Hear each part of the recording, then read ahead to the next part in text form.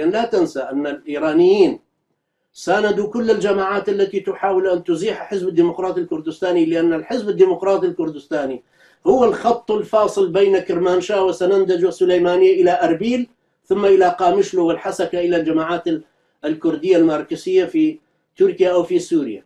فإيران وقاسم سليماني بالذات يريدون رسم هذا الخط الذي يأتي من سنندج إلى سليمانية إلى أربيل الذي استعصت عليهم.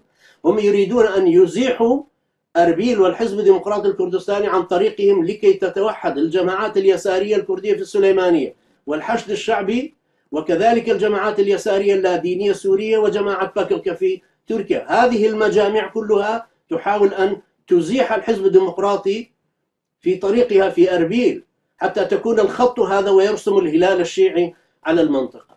ولكن تركيا أيضا تعرف هذه الخطة وتتدخل، كلهم يتدخلون باسم محاربة داعش أو محاربة تنظيم الدولة ومحاربة الإرهاب، ولكن للكل أجندتها الخاصة. طيب